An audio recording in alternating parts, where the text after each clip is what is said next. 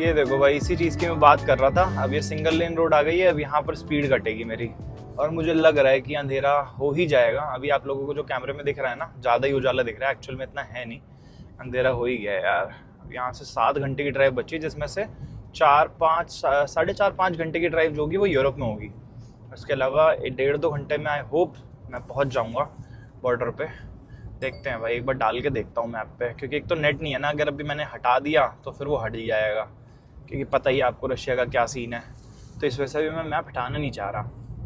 चलो यार, इसके पीछे बहुत देर से ट्रक के पीछे पीछे पीछे पीछे चल रहे थे धीरे धीरे। चलो भाई, वेन्यू नहीं है ये, यहीं का कोई लोकल ब्रांड है, रशियन गाड़ी है। नंबर प्लेट पे RUS लिखा हुआ और फ्लैग भी बना हुआ रशिया का, बट लग वेन्यू जैसी रही है थोड़ी थोड़ी। अगर इसकी लाइट्स चेंज कर देना तो वेन्यू ही लगेगी है, पुरानी वाली वेन्यू जाती थी। अरे रे रे, हमको छोड़ दिया अकेले अकेले। नाइस। ये देखो डाइवर्जन बना रखा है, और कितना अच्छा डाइवर्ट किया है भाई।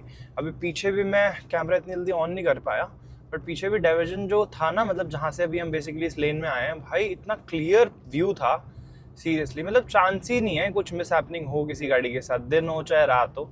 ये अच्छा लगता है मेरे को बाहर देख के। देखो राइट में काम चल रहा है, कंस्ट्रक्शन चल रही है, ठीक है, स्मूथ कर रहे हैं रोड को। एक तो वैसे इतनी स्मूथ, और पता नहीं कितना स्मूथ कर रहे हैं, ठीक है। और सामने उधर से लेफ्ट वाली लेन में आने के लिए कर दिया, और इधर जाने के लिए। तो बेसिकली इस पूरी रोड पे 2 पार्ट होने चाहिए, एक आने के लिए एक जाने के लिए।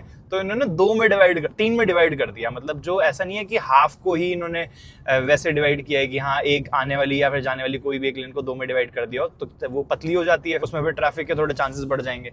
तो इस केस में इन्होंने क्या किया कि 1/3 के हिसाब से, 1/3 फिर 2nd थर्ड फिर 3rd ऑफ 3rd, ऐसे करके ये इसको ठीक करेंगे। सही है भाई, नाइस स्ट्रैटेजी। पिछले लगभग 40-45 किलोमीटर से रोड ऐसी है भाई, ना तो ये गाड़ी दिख रही है ज़्यादा, बीच में आ रही है 5-6 किलोमीटर पे कोई गाड़ी या तो सामने से आ रही है या तो हमारी तरफ ही चल रही है, हमारी डायरेक्शन में। देखो 20 किलोमीटर बाद लेफ्ट मुड़ना है, उसके बाद शायद कोई हाईवे मिले। और मुझे ये डर लग रहा है यार, बस बॉर्डर बंद ना हो जाए, क्योंकि ना मैं थोड़ा कन्फ्यूज़ था। 3 बॉर्डर है total, international border crossing Estonia और रशिया के बीच में, ठीक है, क्योंकि मुझे एस्टोनिया ही एंटर करना है। फिनलैंड वाला जो बॉर्डर है, जहाँ से मैं डायरेक्टली फिनलैंड भी जा सकता था, क्योंकि मुझे एस्टोनिया से फिर फेरी लेनी है फिनलैंड के लिए। बिना फेरी के नहीं जा सकते एस्टोनिया टू फिनलैंड, या तो फिर मैं नीचे वाला रूट चूज़ करके लाटविया लुठानिया होते हुए पोलैंड होते हुए जर्मनी जाता, बट मुझे नॉर्वे स्वीडन वाला पूरा बेल्ट करना था। तो इस वजह से फिर मुझे एस्टोनिया एंटर करके फिर फिनलैंड जाना पड़ रहा है, ठीक है। बट फिनलैंड डायरेक्ट भी एंटर कर सकता था। उसका रीज़न ये था कि यार मुझे एस्टोनिया भी जाना था। दूसरा रीज़न ये था कि फिनलैंड अगर मैं डायरेक्ट एंटर करता तो वो पॉसिबल नहीं था। रीज़न बीइंग भाई, फिनलैंड और जो इसका रशिया का बॉर्डर है वो शायद क्लोज है। मैं कंफर्म नहीं हूँ, 90% श्योर हूँ, बट कुछ तो कॉन्फ्लिक्ट है वहाँ पे, और वो क्लोज है इंटरनेशनल बॉर्डर क्रॉसिंग के लिए। तो इस वजह से जो भी जाता है भाई इस रूट से, वो एस्टोनिया ही एंटर करता है और उसके बाद फिनलैंड एंटर करता है। मैं इसके बारे में थोड़ी स्टडी करूँगा और फिर नेक्स्ट वीडियो में आप लोगों को बताऊंगा। नेक्स्ट तो नहीं, नेक्स्ट टू नेक्स्ट, जब मैं एस्टोनिया टू फिनलैंड जाऊँगा ना, फिर मैं आपको बताऊँगा कि ऐसा क्यों है, फिनलैंड और रशिया का जो बॉर्डर है उसमें ऐसा क्या दिक्कत है। बाकी फिलहाल देखते हैं यार, बंद ना हो जाए बस बॉर्डर। 3 बॉर्डर जो है ना एस्टोनिया के, उसमें से एक बंद है, जैसे कि मैंने बताया था, क्योंकि उस पर कंस्ट्रक्शन वर्क कुछ चल रहा है, जो मेन बॉर्डर है सबसे बड़ा। बाकी के 2 बॉर्डर हैं, उसकी तरफ ही बढ़ रहा हूँ फिलहाल मैं, जो उनमें से एक है जो सबसे फेमस है इस टाइम पे इंटरनेशनल बॉर्डर क्रॉसिंग के लिए। विंडशील्ड देख सकते हो भाई कितनी गंदी हो गई है, और यहीं पर ही फ्यूल स्टेशन आया है। यहाँ से 36 किलोमीटर बाद मुझे राइट लेना है, बट मैं सोच रहा हूँ यहाँ फ्यूल अप करा ही लूँ मैं और टंकी फुल करवा लूँ। आगे कहीं मिले ना मिले, रूबल्स इतने पड़े हुए हैं, समझ नहीं आ रहा। डीजल डीजल डीजल 80 इधर भी है और इधर भी है, तो इधर चलते हैं क्योंकि वाला खाली है। साथ ही साथ एक बार मुझे वॉशरूम भी यूज़ करना है, और साथ ही साथ इसकी विंडशील्ड भी साफ़ कर लेते हैं और पानी डाल लेते हैं इसमें, क्योंकि जो महंगा सौदा था भाई वो तो ख़त्म हो गया हमारे पास से। जाके अंदर से ऑन करा के यहाँ पर मुझे खुद से ही भरना है भाई। वो कह रहे जाओ भर लो, क्योंकि यहाँ पर कोई बाहर नहीं आ रहा है। चलो जी, फुल करते हैं इसको, देखते हैं कितना आता है इसमें। 28.70 लीटर्स आया है। 2117 रूबल आप कह सकते हो। पे करते हैं फटाफट, अभी भी रूबल्स बचे हैं भाई, अभी भी रूबल्स बचे हैं। बॉर्डर की नियरेस्ट सिटी है भाई ये, PSKOV, पस्कोव करके है, स्कोव बोलते हैं इसको, इसकी प्रोनाउंसिएशन है स्कोव। तो भाई ये ऐसी सी कुछ सिटी है, देख लो यहाँ पहुँच चुके हैं। मेरा गूगल मैप नहीं चल रहा है, बट वही अंदाजे से चलता जा रहा हूँ धीरे धीरे, और यहाँ से बॉर्डर लगभग 20-25 किलोमीटर रह गया। अरे यार, एक तो ना इसका जो विंडशील्ड है बड़ा परेशान हो रखा हूँ इस समय। हाँ, तो मैं वही कह रहा था, बॉर्डर के पास पहुँच चुके हैं। यहाँ से 20-25 किलोमीटर है, लगभग आधे घंटे से ज़्यादा नहीं लगना चाहिए मुझे, और आधे घंटे में पहुंच के फटाफट बॉर्डर क्रॉस करके भाई यूरोप एंटर करते हैं। एक बार जब मैं एग्जिट कर गया ना यहाँ से, फिर मेरी थोड़ी हेडेक खत्म हो जाएगी। हेडेक मतलब ऐसा बहुत बड़ी हेडेक नहीं है, बट ये यार कि मतलब बॉर्डर की टाइमिंग और ये सब मेरे दिमाग में चल रहा है कि कोई दिक्कत हो, अभी चेकिंग करेंगे, कितनी चेकिंग करेंगे, सारा सामान निकलवाएंगे, क्या होगा क्या नहीं होगा। तो इससे अच्छा है कि एक बार एंटर कर जाऊँ यूरोप में, फिर कोई इशू नहीं है, फिर 2 3 4 कभी भी पहुंचूँ, कोई दिक्कत नहीं है। ये देखो भाई सामने कौन सी गाड़ी है, Hyundai i40। मुझे आज तक याद है जब मैं लास्ट टाइम रशिया आया था ना, तब मैंने एक गाड़ी ऐसी नोटिस की थी, फिर मैंने पीछे देखा तो उस पर लिखा था i30। ठीक है, आज भाई i40 आ चुकी है, बताओ यहाँ पे। अभी तक इंडिया में i30 तक नहीं लॉन्च हुई, यहाँ i40 भी आ गई। और उस टाइम पे हमारा तो कौन सा मॉडल चल रहा था 2021 में, i20 का भी मुझे लग रहा है बहुत पुराना वाला ही मॉडल आता था, अब जाके i20 इतने रिफाइन करी है। भाई साहब बिल्कुल देख के लग रहा है आप लोगों की ये बॉर्डर सिटी है।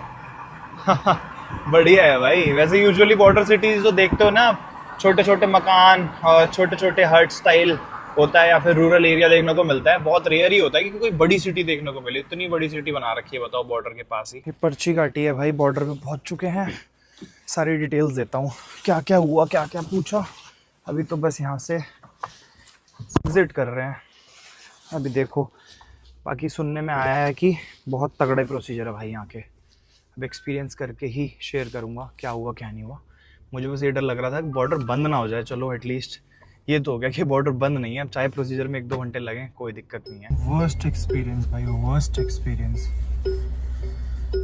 सीरियसली मैं बता नहीं सकता आपको क्या क्या हुआ है मेरे साथ ना इतनी देर में। अभी तक का लाइफ का वर्स्ट एक्सपीरियंस। इतना फ्रस्ट्रेट हो रखा हूँ उस टाइम पे, बट कोई नहीं। चलो एग्जिट हो जाऊँ, एक बार एंटर कर जाओ एस्टोनिया में, तब बताता हूँ आपको सब कुछ क्या हुआ कैसे हुआ। बोलो जय माता की। फाइनली भाई, फाइनली लिटरली फाइनली भाई, लिटरली फाइनली निकल जाओ ना। हाँ निकल जाओ, बोल दिया इन्होंने। After I don't know how much time, let me see, and after that I will tell you each and everything. Right now it is 12 और मैं आया था 7 बजे। 7 से 12 हो गए 5 घंटे। सीरियसली भाई, एक बार बस ये वाला एरिया मैं एग्जिट कर जाऊँ जो बॉर्डर एरिया है, इसके बाद फिर आपको बताते हैं। लो जी लो जी लो जी लो, welcome to Europe, welcome to Estonia भाई, वेलकम टू यूरोप हो गया है। और कंट्री नंबर 5 एस्टोनिया में आपका स्वागत है भाई, वेलकम टू यूरोप। और अभी फिलहाल मैं मैप वैप लगाता हूँ। एक चीज़ और बड़ी खुशखबरी वाली चीज़ ये है भाई, कहाँ नेटवर्क देखने को नहीं मिल रहा था, कहाँ कॉल करने को नहीं मिल रहा था, ठीक है, कहाँ इंटरनेट नहीं था। सीधा एंटर कर दी 5G। एकदम से इंडिया की याद आ गई मेरे को। इंडिया में अपने बड़े 5G चलता था, एकदम एंटर करती 5G नेटवर्क और धड़ नोटिफिकेशन, क्योंकि आज शाम से मेरा नेट नहीं चल रहा था। शाम से विदाउट इंटरनेट था मैं पूरे रास्ते। खुशी इतनी हो रही है ना भाई यूरोप में एंटर करके, सीरियसली। और रही बात भाई एक्सपीरियंस की, तो worst experience in Russia, one of the best experience in Estonia, जो कि मुझे उम्मीद थी, बट इतना वर्स्ट रहेगा ये मुझे उम्मीद नहीं थी भाई। सीरियसली रशिया ने जो परेशान किया ना मुझे, आज मैं लिटरली कोस रहा था अंदर ही अंदर उनको। सारी डिटेल्स बताता हूँ क्या क्या हुआ, कैसे कैसे हुआ। इनिशियली ठीक था, इनिशियली आई वाज हैप्पी कि चल ठीक है, अच्छा कर रहे हैं, ठीक से कर रहे हैं। बट बाद में जो उन्होंने लटकाया मुझे एंड में 2-2.5 घंटा, ऐसा इरिटेशन हो रही थी ना कसम से। बताता हूँ एक बार, थोड़ा मैं मैप वैप लगा लूँ, थोड़ा अपने आप को संभालूँ पहले कि हाँ चलो हो गई बॉर्डर क्रॉसिंग। तो घर पे एक बार बता दो, क्योंकि सब वेट कर रहे हैं, सबको बता दो मैं बॉर्डर पे ही हूँ। और इस टाइम पे अब मेरा 1 घंटे और हम पीछे जा चुके हैं। अब ये 1:11 बज रहे हैं ना, एक्चुअल में रशियन टाइम के हिसाब से 12 बज रहे हैं, बट अब यूरोप में मतलब अपना नॉर्वे में सॉरी एस्टोनिया में 11 बज रहे हैं। अब यहाँ से 4 घंटे की ड्राइव है। सारी डिटेल्स देता हूँ 2-4 मिनट दो पहले। हाँ जी, तो अब बात करते हैं भाई एक्सपीरियंस की। और फिलहाल मैं सामने कैमरा लगा रहा था, बट उसमें क्वालिटी अच्छी नहीं आ रही थी, वरना फिर मुझे अंदर की लाइट जलानी पड़ती और फ्रंट कैमरे से शूट करना पड़ता। तो मैंने कहा ऐसे कर लेता हूँ। तो ये वाला कैमरा एंगल थोड़ी देर के लिए देख लेना, मैनेज कर लेना, ठीक है। बट फटाफट आप लोगों को बता देता हूँ क्या क्या हुआ कैसे हुआ। बट सारी चीज़ें ना, सारा एक्सपीरियंस बेसिकली 2 पार्ट में डिवाइड करना चाहूँगा। सबसे पहला तो एक्चुअल में प्रोसीजर क्या है और क्या क्या होता है वो सब आपको बताऊँगा। उसके बाद बताऊँगा मेरा एक्सपीरियंस कैसा रहा, कि बेसिकली मुझे क्यों गुस्सा आ रहा था इतना ज़्यादा और कितना मैं इतना फ्रस्ट्रेटिंग मोमेंट क्यों हो गया था मेरे लिए, वो सेकंड पार्ट में बताऊँगा। क्योंकि मेरे साथ क्या होता है, मैंने नोटिस किया है, मैं जब इन्फॉर्मेशन भी दे रहा होता हूँ ना, बीच में अगर मेरा कोई इमोशन घुस गया, ठीक है, तो फिर मैं वो इमोशनल होकर उसी तरीके से चला जाता हूँ, फिर मैं एक्चुअल इन्फॉर्मेशन देना ही भूल जाता हूँ, ठीक है। तो बात करते हैं भाई सबसे पहले प्रोसीजर की।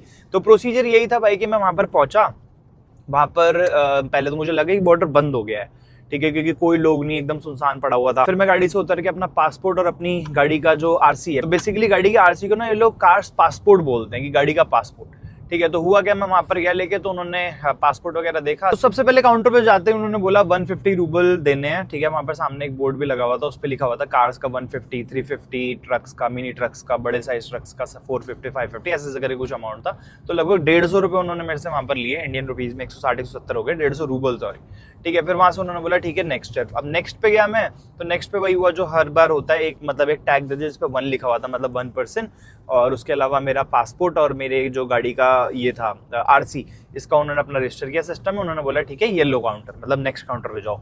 अब नेक्स्ट काउंटर पे मैं गया, तो उन्होंने सबसे पहले मेरे से पूछा कि आपको ना एक डिक्लेरेशन मिला होगा, वो कहाँ है। अब भाई उस टाइम पे तो मेरी एकदम सट्टे पिट्टे गुल, क्योंकि मेरे पास ऐसा कोई डिक्लेरेशन ही नहीं, मुझे समझ ही नहीं आ रहा क्या बात करूं, उसको इंग्लिश आती नहीं, वो कन्वर्ट कर रही है, मेरे नेटवर्क नहीं आ रहे, तो मैं लिख के बता रहा हूँ। बेसिकली ऑफलाइन ट्रांसलेटर में आप बोल के नहीं ट्रांसलेट कर सकते, आपको टाइप ही करना पड़ेगा, ठीक है। तो मैं उनको बोल रहा हूँ अपने फोन में करो, तो उस बात पे वो चिढ़ रही है, बड़ा रूड सा बिहेवियर था पहले उनका। फिर बाद में थोड़ा बहुत समझ आया, फिर मैंने फ़ोन किया किसी को जो ऑलरेडी ये बॉर्डर क्रॉस कर चुके हैं, तो उन्होंने बताया कि मिला होगा, कजाकिस्तान से जब एंटर हुआ था 100% मिला होगा। तो मुझे याद आया, मैंने 2-3 पेपर जो थे वो मैंने अपने इसमें तो रखे हुए हैं फोल्डर में, तो मैंने इसमें आके 3-4 पेपर निकाले, फिर उसमें से देखा एक पे डिक्लेरेशन लिखा हुआ, तो मैंने इनको फिर दिखाया, मैंने कहा यही है, कह रही हाँ। तब मेरी जान में जान आई, मैंने कहा चलो एटलीस्ट डिक्लेरेशन है मेरे पास, क्योंकि बिना डिक्लेरेशन के उन्होंने भी बोल दिया, जो जिन्होंने पहले ये एक्सपीरियंस किया उन्होंने बोला वो एग्जिट लेने ही नहीं देंगे बिना डिक्लेरेशन के, और इन्होंने भी बोला कि डिक्लेरेशन देना ही पड़ेगा आपको, वरना नहीं एग्जिट कर पाओगे आप यहाँ से, ठीक है। मतलब होगा ऑब्वियसली, ऐसे बिठा के तो कोई भी नहीं रख सकता, अगर किसी से हो गया तो कुछ ना कुछ और प्रोसीजर होगा, बट ये कि फिर मुश्किलें होती। अब फिर क्या होता है भाई, डिक्लेरेशन देने के बाद उन्होंने बोला कि आपके पास जितना भी सामान है गाड़ी का सारा उतारो और अंदर हॉल में ले जाओ। अब वहां से सिलसिला शुरू होता है जब मैं फ्रस्ट्रेट होना शुरू हुआ था। बात सामान उतारने की नहीं है भाई, इंटरनेशनल बॉर्डर क्रॉसिंग है, तो ऑब्वियसली अच्छा सॉरी, मैं वापस से भावना में बह के वापस देखा अपना एक्सपीरियंस बताने लग गया मैं, छोड़ इसको ब्रेक डालते हैं। तो बेसिकली वहां पर सारा का सारा सामान चेक हुआ, चेक होने के बाद फिर उन्होंने बोला ठीक है नेक्स्ट काउंटर, हाँ सॉरी उससे पहले सारा का सारा सामान चेक हुआ, फिर उन्होंने बोला सामान वापस मत डालना, वापस से गाड़ी के पास आओ। फिर उन्होंने गाड़ी, ये मान लो 4 पुलिस वाले एक गाड़ी के ऊपर लगे हुए थे टॉर्च लेके, ठीक है, ऐसे करके पूरा का पूरा टॉर्च लगा के सारा उन्होंने गाड़ी में देखा। फिर उन्होंने एक कुत्ता चढ़ा दिया मेरी गाड़ी में, जो इनका होता है ट्रेंड वाला डॉग, ठीक है। फिर वो पूरा सूंघ के, और उसको देख के तो मेरी इतनी हालत खराब हो रही थी, मैं तो गाड़ी के आसपास भी नहीं भटक रहा था, मैं दूर जाके खड़ा हो गया, वो इतना खतरनाक था भाई देखने में। आके पहले मेरे को सूंघ रहा था वो, तो अच्छा उसके मुंह पे जाली थी तो मेरे को डर नहीं लगा उस टाइम पे, ठीक है। बट बाद में उसको चढ़ा दिया अंदर गाड़ी के अंदर पूरा सूंघाऊंगा उसने। फिर बाद में जब उनको लगा कि हाँ चलो ठीक है कुछ नहीं है, फिर उन्होंने क्या करा, गाड़ी को बोला कि ठीक है आप ड्राइवर सीट पे बैठो, पुलिसमैन आपके साथ जाएगा, आप गाड़ी स्कैन होगी। फिर मैं गया गाड़ी स्कैन कराने, गाड़ी स्कैन हुई। पहली बार मैंने देखा कि गाड़ी पार्क करके नीचे स्पेस था, तो नीचे झुक के तो नहीं, मतलब नीचे से पैदल जाकर और ऐसे ऊपर से पूरा टॉर्च मार के उन्होंने पूरा का पूरा चेस्ट ही देखा है, ठोक के सब कुछ, गाड़ी का एक एक पुर्जा ठोक के देखा है कि कुछ है कि नहीं है, प्लास्टिक पार्ट अंदर से, फाइबर पार्ट, ये सब पूरा ठोक के देखा है, इसका स्टीयरिंग व्हील ठोक के देखा है, ठीक है। मतलब A to Z कोई पार्ट नहीं छोड़ा, गाड़ी का कोई हिस्सा नहीं छोड़ा, ऊपर से लेके नीचे तक सब कुछ देख डाला उन्होंने, ठीक है। मैंने कहा मतलब भाई लिटरली अभी तक की मेरी जो वर्स्ट बॉर्डर क्रॉसिंग रही थी ना, वो रही थी टर्की, जब मैं ईरान से टर्की एंटर कर रहा था। बट आज जो हुआ है ना भाई, सीरियसली ये मैंने एक्सपेक्ट नहीं किया था कि ऐसा भी कुछ होता है, इतनी तगड़ी चेकिंग भाई सीरियसली। अच्छा हाँ, तो let's get back to the topic. फिर इन्होंने सब कुछ गाड़ी वाड़ी चेक की, फिर इन्होंने बोला ठीक है सामान लोड करो सारा का सारा, फिर नेक्स्ट स्टेप पे जाओ इमिग्रेशन पे। अब वहां पर और दिमाग खराब, वहां पर गया भाई, उस बंदी ने मेरा पासपोर्ट है मान लो कम से कम नहीं तो 1 घंटा देखा है, लिटरली मेरे सामने, ऐसा नहीं मतलब कि कहीं लेके चली गई हो और कुछ और कर रही हो, उसने एक एक पेज मेरा इतनी अच्छे से देखा है ना। पहले तो नेकेड आइज से देखा, फिर उसके बाद उसने अपनी मशीन में डाला, उसको स्कैन किया, फिर उसके बाद उसने एक एक, पता नहीं ऐसे कोई मशीन थी उसके अंदर ना ऐसे कोई रेज आ रही थी, जिसमें मुझे आज पता चला भाई पासपोर्ट के हर पेज पे अंदर कुछ ना कुछ होता है, डॉट जैसे होते हैं हर पेज पे, ठीक है। और जो ऊपर आपने कभी देखा होगा पासपोर्ट के ऊपर जो आपका पासपोर्ट नंबर होता है ना, वो डॉटेड छेद से पूरा एनक्रेव्ड होता है आपके पासपोर्ट पे, उसके अंदर भी कुछ ऐसे लेजर डाल के देखी तो उसका अलग ही कलर निकल रहे थे। साथ ही साथ जो फर्स्ट पेज और लास्ट पेज होता है वो भी स्कैन होते हैं, उसमें भी अलग अलग कलर्स निकलते हैं, तो अलग ही था भाई पासपोर्ट। पहली बार देखा मैंने, मतलब चलो ये चीज मेरे को अच्छी लगी देख के कि फर्स्ट टाइम पता चला कि पासपोर्ट मतलब कितना ज्यादा डीप इन्फॉर्मेशन छुपी है आपके पासपोर्ट में, ठीक है। फिर इन्होंने पासपोर्ट पूरा देखा, अब फिर उसके बाद पासपोर्ट देख लिया, फिर उसके बाद उन्होंने मेरे को लगभग 1.5 से 2 घंटा वेट कराया वहाँ पे। फिर क्या हुआ कि मैं वहाँ से, फिर उन्होंने बोला ठीक है जाओ, फिर वहाँ से उन्होंने बोला वेलकम टू एस्टोनिया। फिर ये रशियन साइड ही बता रहा हूँ, वेलकम टू एस्टोनिया बोल रहे वो मेरे को, ठीक है। फिर मैं एस्टोनिया साइड गया, एस्टोनिया साइड में उन्होंने फट आके गाड़ी खुलवाई, गेट खोला, सिर्फ सारा का सारा सामान देखा, ऊपर से हल्का फुल्का देखा। फिर अंदर से उन्होंने बोला कि आपको इंश्योरेंस लेना पड़ेगा। इंश्योरेंस का अमाउंट लगभग 155 यूरोज है, जो कि इंडियन रुपीज में आपका हो जाता है 15,000 रुपए के आसपास। 95-96 का यूरो चल रहा है शायद से, मेरे को याद नहीं, एक बार देखना पड़ेगा, ठीक है। तो 100 रुपये का मान के चले तो 15-15,500 रुपये का उन्होंने इंश्योरेंस दिया मुझे 1 महीने। ये मुझे पता था कि लेना पड़ेगा, गाड़ी का इंश्योरेंस मिला बेसिकली। मेरा तो इंश्योरेंस है, पर ये पूरे यूरोप का इंश्योरेंस 1 महीने का मिला है मुझे। उन्होंने बोला आगे एक्सटेंड करना होगा तो 80 यूरोज में हो जाएगा, 1 महीना और बढ़ जाएगा। तो मैंने कहा वो बात की बात है, अभी तो पता नहीं, अभी तो 1 महीने का ही लिया है मैंने। फिर उसके बाद उन्होंने बस हो गया, फिर उन्होंने स्टैंप लगा, उन्होंने बोला कि वेलकम टू एस्टोनिया। तो भाई ये था मेरा टोटल एक्सपीरियंस, या फिर प्रोसेस आप कह सकते हो कि कैसे इंटरनेशनल बॉर्डर क्रॉसिंग हुई। अब बात करते हैं भाई मेरे एक्सपीरियंस की। तो हुआ क्या कि इन्होंने ना मेरे को इतना वेट कराया, लिटरली मेरा पासपोर्ट अंदर ले जाके रख दिया साइड में, तीनों लोग बैठ के हंस रहे हैं, ठीक है। और स्टार्टिंग में क्या होता है, इन्होंने मेरे को बोला कि वेट फॉर 5 मिनट्स। मैं अंदर बैठा हुआ था, मैंने देखा 5 के 15 मिनट हो गए, 20 मिनट हो गए, आधा घंटा हो गया, 1 घंटा हो गया। मैंने कहा कुछ कर ही नहीं रहे, ना तो कोई ऊपर से नीचे आ रहा है, ऊपर गए थे।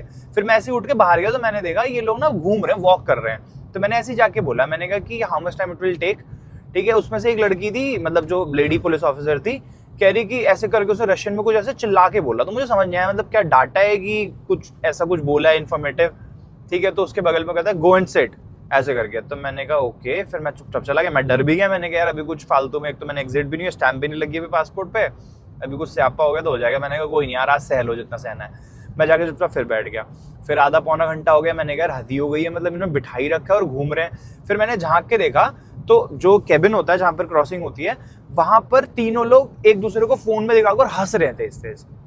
और भाई इतनी इरिटेशन हो रही थी ना, मैंने कहा मेरा पासपोर्ट आपके पास है, ऐसा भी नहीं कि प्रोसेस में टाइम लग रहा हो, नॉर्मली एक स्टैम्प मारनी है, ठीक है। इमिग्रेशन भाई बहुत इमिग्रेशन देख लिया मैंने, बहुत इमिग्रेशन देख लिए, ठीक है। ना करते हुए एक पासपोर्ट भर चुका है इमिग्रेशन देखते देखते, ठीक है। मुश्किल से 1.5 से 2 मिनट आज तक मैं किसी इमिग्रेशन काउंटर पे नहीं रुका हूँ, चाहे लैंड बॉर्डर क्रॉसिंग पे भी देख लो ना, क्योंकि सारी चीजें हो चुकी हैं, गाड़ी चेक हो चुकी है, सारा सामान चेक हो चुका है। सामान भी आपको पता है स्कैन करने के बाद खोल के एक एक सामान देखा है इन्होंने, एक एक कपड़ा देखा, एक एक जैकेट की जेब चेक करी है। सोचो इंडियन फूड, मैं कह रहा हूँ पूरा सामान गाड़ी से अनलोड किया, सब कुछ खोल के चेक किया, वापस से लोड किया। पसीने में भीग गया था मैं इतनी ठंड में, उसके बावजूद इमिग्रेशन पे क्या ही ऐसा कर रहे थे, मुझे सीरियसली नहीं समझ आया।